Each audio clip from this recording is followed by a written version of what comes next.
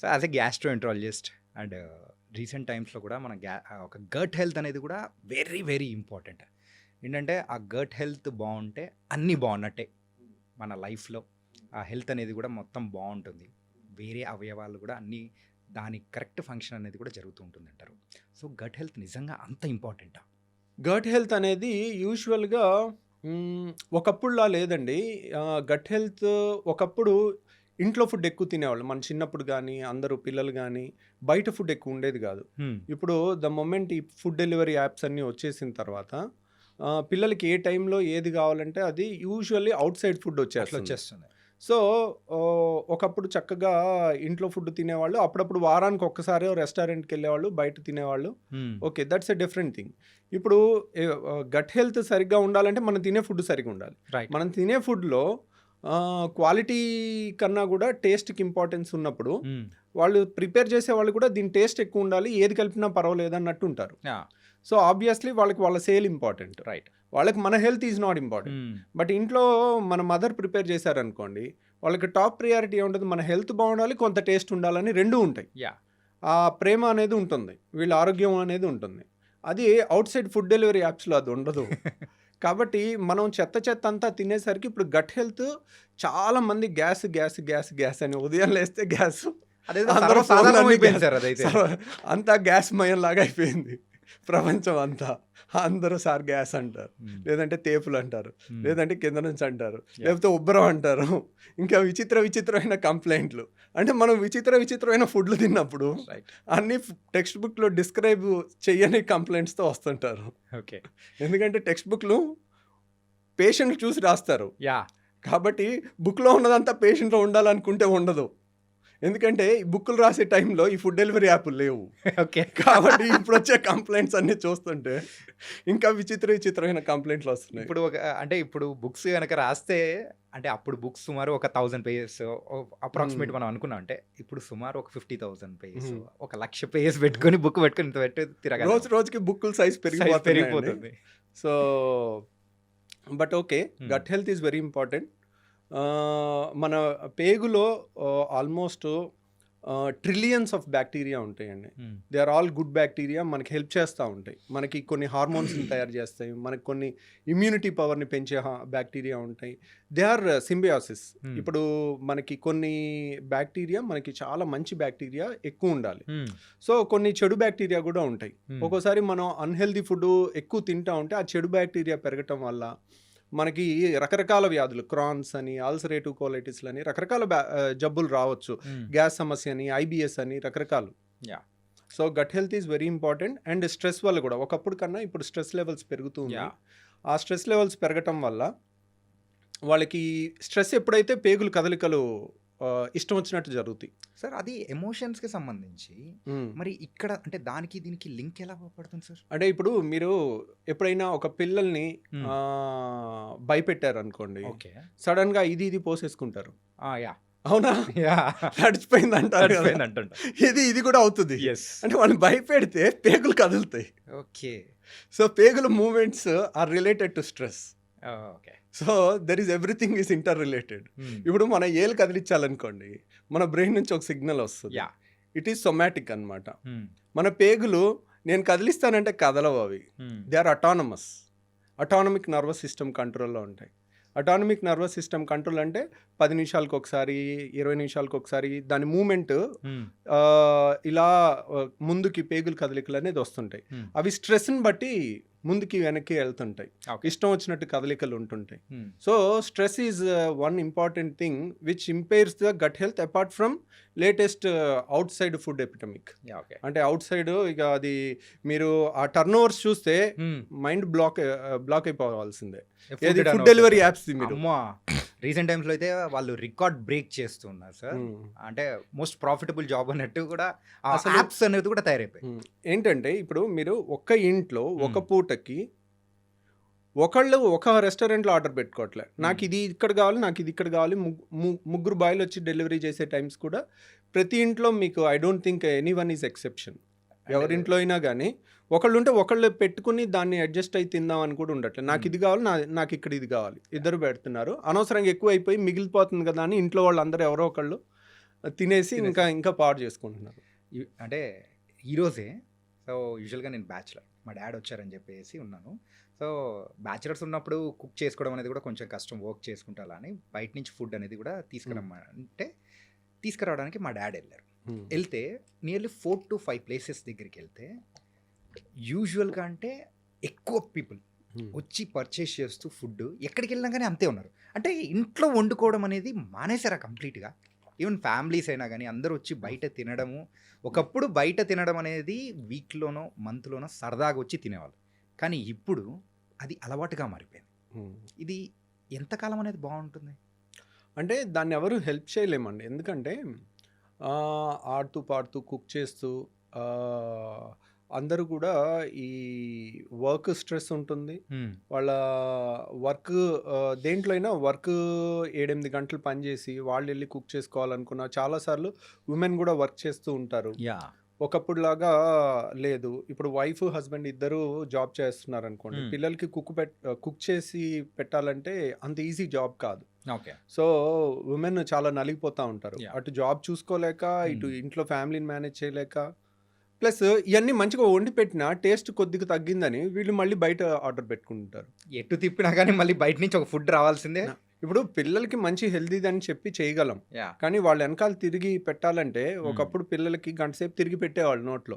ఇప్పుడు ఎక్కడ వీలవుతుందండి పాపం. అంతా ఫాస్ట్ మూవింగ్ వరల్డ్ అయిపోయింది. అంతా ఎవరి జాబ్లో వాళ్ళకి స్ట్రెస్లు అన్నీ ఉంటున్నాయి. సో ఏముందిలే, ఒక క్లిక్లో మనకు వచ్చేస్తుంది కదా, ఈజీగా అయిపోతుంది కదా. That's a convenience. కన్వీనియన్స్ని వీ కెనాట్ స్టాప్. ఓకే, మనం ఆపలేము. అదేంటంటే వాలంటరీగా ఓహో దిస్ ఇస్ నాట్ రైట్ అనేది మనం మెల్లగా ఇంజెక్ట్ చేస్తుంటే దే థింక్ ఓవర్, ఓకే ఇది కరెక్ట్ కాదు నాన్న, ఇది కరెక్ట్ కాదు.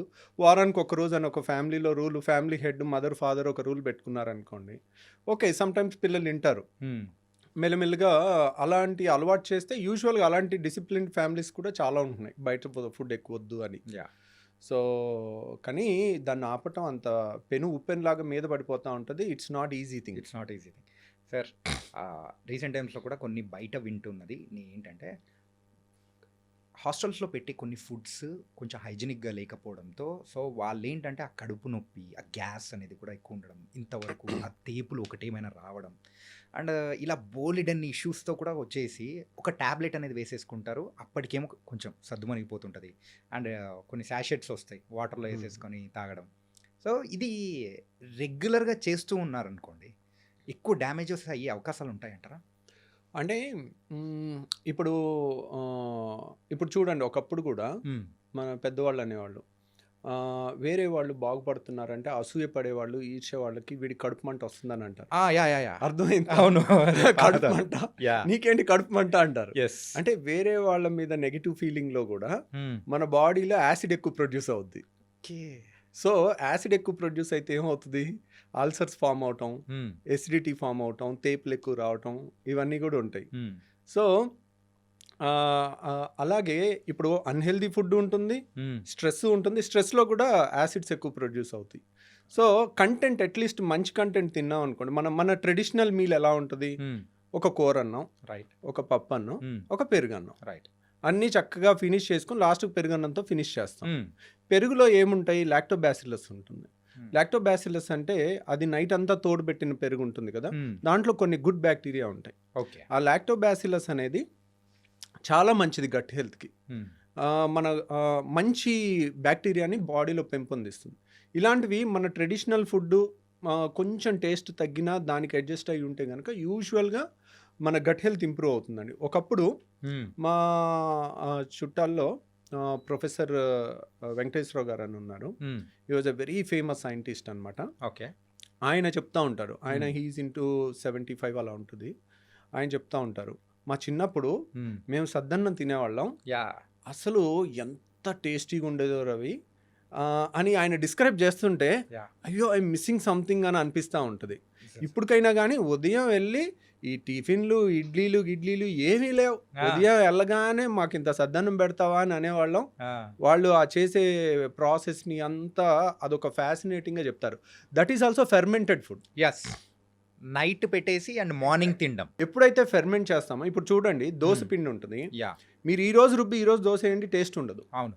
దాన్ని 1 or 2 days మినిమం పులిస్తేనే దాని టేస్ట్ ఉంటుంది. ఎస్ సో దానికి టేస్ట్ వచ్చింది అంటే దాని అర్థం ఏంటి?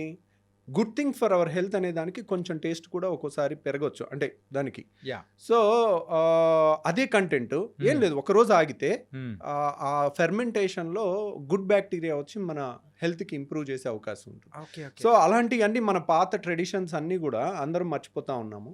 సో ఈ సద్దన్నం లాంటిది ఫెర్మెంటెడ్ థింగ్ కానీ ఇవన్నీ కూడా మనం మళ్ళీ ఆ అథెంటిక్ ముసలోళ్ళందరినీ పట్టుకుని తీసుకొచ్చి ఏది అథెంటిక్ అనేది అది ఇప్పుడు నేను అడిగితే నేను ఎప్పుడు నా చిన్నప్పుడే నేను తినలేదు దాన్ని నేను ఎలా చెప్పగలను? యా మా ముందు జనరేషన్ వాళ్ళు చెప్తుంటే వింటా ఉన్నాం.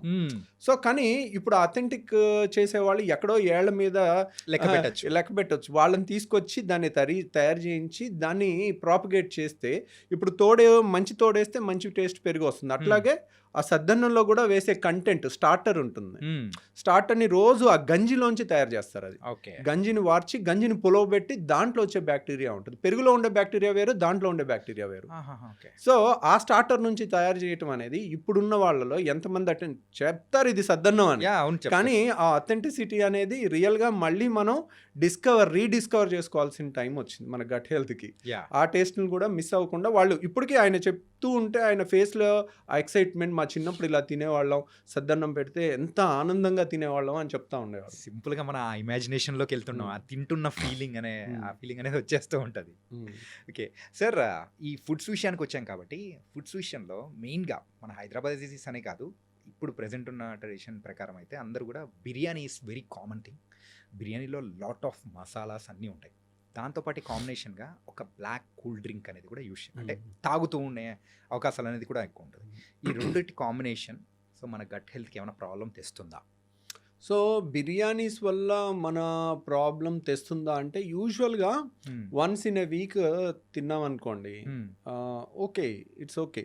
బట్ బిర్యానీని కూడా ఇంట్లో మంచిగా చేసుకుని కూడా చాలా బాగా కుక్ చేసుకుని కూడా తినొచ్చు. ప్లస్ కూల్ డ్రింక్ అనేది కూడా once in a week is okay. So కానీ cool drink can destroy somebody's life. కొంతమంది పిల్లలు ఏంటంటే ఫ్రిడ్జ్లో 2 లీటర్ కూల్ డ్రింక్ బాటిల్ తెచ్చి పెట్టుకుని మంచినీళ్ళు తాగినట్టు తాగుతున్నారు. వాళ్ళు అసలు that is very destructive thing అనమాట. Cool drinks are not good, more dangerous than alcohol నేను చెప్తాను. కూల్ డ్రింక్స్ ఎక్కువ తాగటం. Okay. So it has not because of gas వల్ల కాదు. Gas is very good. Gas ఏముంటుంది దాంట్లో ఉండేది కార్బన్ డైఆక్సైడ్. కార్బన్ డైఆక్సైడ్ తాగామనుకోండి వెంటనే తేపు వచ్చేస్తుంది, లేదంటే కరిగిపోయినా కానీ గాల్లో మనం ఆక్సిజన్ కన్నా కార్బన్ డైఆక్సైడ్ 20 times ఫాస్ట్గా బాడీలోకి వెళ్తుంది. అలాగే 20 times ఫాస్ట్గా బ్రీతింగ్లోంచి బయటకు వచ్చేస్తుంది. So 20 times faster diffusion. కాబట్టి మనకి carbon dioxide is not unhealthy. But ఆ కూల్ డ్రింక్లో ఒక కోకా-కోలా గ్లాస్లో 16 ప్యాకెట్ల షుగర్ ఉంటుంది. 16 ప్యాకెట్ల షుగర్. మీరు కోకా-కోలా సీఈఓని ఇంటర్వ్యూ చేసింది ఉంది, మీరు కావాలంటే యూట్యూబ్లో చూడొచ్చు. కోకా-కోలా సీఈఓని మన సినిమా హాల్లో తీసుకునే ఈ సైజు కూల్ డ్రింక్ గ్లాస్ ఉంటుంది. ఈ గ్లాస్లో ఎన్ని ప్యాకెట్ షుగర్ ఉంటుంది అని అంటే 16 ప్యాకెట్ల షుగర్. 5 స్టార్ హోటల్లో మనం టీ కలుపుకునేటప్పుడు ఇస్తారు చూడండి, అలాంటి 16 ప్యాకెట్లు మినిమం షుగర్ ఉంటుంది. సార్ ఒక చెంచా మనము షుగర్ వేసుకుంటేనే కాఫీలో అరే ఎక్కువ అయిపోయిందని చెప్పేసి అని అనుకుంటుంటాము. కాకపోతే ఇంత టూ మచ్ ఆఫ్ షుగర్ అనేది కూడా మనం కన్జ్యూమ్ చేస్తున్నామంటే ఆ టేస్ట్ అనేది ఆ గ్యాస్, ఆ కూలింగ్ అండ్ ఈ షుగర్ 3 కలిసేసరికి వస్తుంది. ఓకే. సో యాక్చువల్గా మీరు గ్యాస్ లేదనుకోండి, అసలు గ్యాస్ అంతా జస్ట్ షేక్ చేసి గ్యాస్ అంతా తీసేసి ఒట్టి కూల్ డ్రింక్ తాగండి, ఎవరు తాగలేడు. కూలింగ్ లేకుండా వేడిగా తాగలేరు. సో షుగర్ లేకుండా కొద్దో గొప్ప తాగొచ్చు. సో మోస్ట్ డేంజరస్ మనకు చిన్నప్పుడు గోలీ సోడాలు ఉండేవి. అవును. సో దాంట్లో కూడా కార్బన్ డైఆక్సైడ్ ఉండేది. దాంట్లో ఎక్కువ షుగర్ ఏమి ఉండదు. నిమ్మకాయ సోడా, నిమ్మకాయ వేసి కొంచెం ఉప్పు అన్న వేసుకోవచ్చు, కొంచెం మనం షుగర్ అన్న ఒక చెంచాను వేసుకుని తాగేస్తే it's not that dangerous.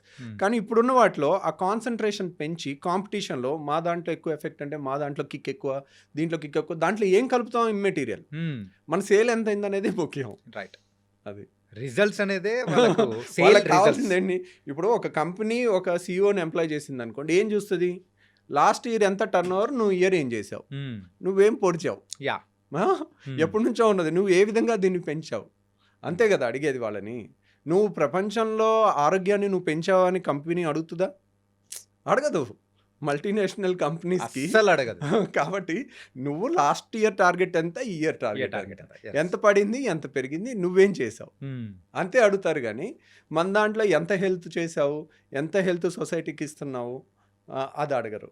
Okay, వాటికి 24 గంటలు అడ్వర్టైజ్మెంట్లు ఉంటాయి. యా గుడ్ హెల్త్కి ఎవడు అడ్వర్టైజ్మెంట్ చేయాలి? కొత్త కన్సెప్షన్ ఆఫ్ షుగర్ని కూడా తీసుకుంటున్నాము. అండ్ తలుచుకుంటుంటేనే ఒక రకంగా కూల్ డ్రింక్ అంటేనే భయం వేస్తుంది, చాలా డిస్టెన్స్ ఉండాలనిపిస్తూ ఉంది. ఓకే, అండ్ ఈ మసాలాస్ దాని గురించి కూడా మాట్లాడుకుందామా సార్? ఏంటంటే కొన్ని మసాలాస్ కొంత మోతాదు వరకు ఆ బాడీకి ఇట్స్ హెల్తీ అనుకుంటాం, కాకపోతే ఎప్పుడు దాన్ని దాటితే మన గట్ కానీ లేకపోతే ఆ గ్యాస్ట్రిక్ ప్రాబ్లమ్స్ ఎప్పుడు వస్తూ ఉంటాయి? అంటే ఇప్పుడు మన మసాలాస్లో ఇప్పుడు చాలా వరకు అల్లం కానీ, తెల్లుల్లి కానీ, ఇవన్నీ కూడా కొంత యాంటీ ఆక్సిడెంట్ ప్రాపర్టీస్ ఉంటాయి. Yeah. They are not very bad. So తర్వాత దాల్చిన చెక్క కానీ, కొన్ని ఫ్లేవరింగ్ థింగ్స్ కానీ, ఇవన్నీ కూడా చాలా మంచి ఫ్లేవర్ని ఇస్తాయి. వాటిలో హెల్త్ ప్రాబ్లం ఏమి ఉండదండి. యూజువల్గా ఓన్లీ మసాలా వల్ల కొంతమందికి ఎసిడిటీ ఆల్రెడీ ఉన్న వాళ్ళకి, లోపల అల్సర్స్ ఉన్న వాళ్ళకి కానీ, లేకపోతే రిఫ్లెక్స్ అంటారు, అంటే వాళ్ళకి ఒక వాల్వ్ లూజ్గా ఉంటుంది. ఓకే, పేగులో పైనుంచి కిందకి వెళ్ళాలి కానీ కింద నుంచి పైకి రాకూడదు. ఆ వాల్వ్ ఒకటి ఉంటుంది ఇక్కడ. ఆ వాల్వ్ అంటే ఛాతీకి పొట్టకి మధ్యలో ఒక వాల్వ్ ఉంటుంది. ఆ వాల్వ్ లూజ్గా ఉంటుంది. వాళ్ళు తిన్నది మళ్ళీ గ్రైండర్, ఒకసారి ఒక బిర్యానీ కానీ ఒక మీల్ కానీ తినేసాం అనుకోండి, గ్రైండర్ ఆన్ అవుతుంది, మెల్లగా తిరుగుతూ ఉంటుంది. అది చిలికినట్టు చేసి 5 నిమిషాలకు ఒకసారి చిన్న పేగులోకి పంపిస్తుంది. ఓకే, స్టమక్లో గ్రైండింగ్ అవుతూ ఉంటుంది. 5 నిమిషాలకు ఒకసారి ఇన్లెట్ ఏమో ఒకటి, అవుట్లెట్ ఒకటి ఉంటుంది. అవుట్లెట్ క్లోజ్ ఉంటుంది, ఎప్పుడు తెరుచుకోదు. 5 నిమిషాలకు ఒకసారి తెరుచుకుంటుంది, కొంత ఫుడ్ని పేగులోకి పంపిస్తుంది, అది డైజెస్ట్ అవుతూ ఉంటుంది, అబ్జర్వ్ అయిపోతూ ఉంటుంది. ఇన్లెట్ లూజ్గా ఉందనుకోండి, ఆ చర్నింగ్ జరిగేటప్పుడు ఇప్పుడు గ్రైండర్ ఆన్ చేసి పై మొత్తం తీసేస్తే ఏమవుద్ది, ఇట్లా పైకి కొట్టుద్ది కదా, అలాగే వాళ్ళకి ఇదంతా ఇలా పైకి కొడతా ఉంటుంది. సో అలాంటి వాళ్ళు కారం మసాలా తింటే, అది కారం మసాలా పొట్ట లోపల ఎంతైనా యాసిడ్ కానీ స్టమక్ వాళ్ళు స్ట్రాంగ్ ఉంటుంది, తీసుకోగలుగుతుంది. కానీ మన అన్నవాహిక తీసుకోలేదు. అన్నవాహిక ఈజ్ నాట్ అడాప్టబుల్ ఫర్ కారం మసాలా. సో ఇక్కడంతా మండినట్టు అనిపిస్తుంది వాళ్ళకి. హార్ట్ బర్న్ అంటారు దాన్ని, హార్ట్ బర్న్. వాళ్ళు ఏంటి, చాలామంది కొంచెం స్పైసీ ఫుడ్ తిన్న తర్వాత సడన్గా ఎడం పక్క నొప్పి వచ్చినట్టు, మన ఇసోఫేగస్ గుండె పక్క నుంచి వెళ్తుంది, వెనకాల ఉంటుంది. ఓకే, సో లెఫ్ట్ సైడే ఉంటుంది, మా సెంటర్కి కొంచెం ఇటువైపు ఉంటుంది. సో దాంట్లో మంట వచ్చినా గుండె నొప్పిలాగా ప్రాణం పోయినట్టు అనిపించి వాళ్ళు ఆల్మోస్ట్ ఆ భయంకే చచ్చిపోయేంత వస్తుంది. ఓకే, హార్ట్ బర్న్, దాని పేరే హార్ట్ బర్న్ అనమాట. మీరు హార్ట్ అటాక్ అనుకుని వెళ్ళే పేషెంట్లో 100 మందిలో 90 మంది వీళ్ళే ఉంటారు. ఎందుకంటే ఇది సర్వసాధారణమైన సమస్య. ఓకే, వాళ్ళు వెళ్ళగానే ఒక ఈసీజీ తీస్తారు, ఒక యాంజియోగ్రాఫ్ చేస్తారు, ఒక ఎకో చేస్తారు, హార్ట్కి సంబంధించిన అన్ని టెస్టులు చేసి హార్ట్ అటాక్ కాదు అంటే వాళ్ళు అప్పుడు ప్రశాంతంగా నిద్రపోతారు అనమాట. ఓకే.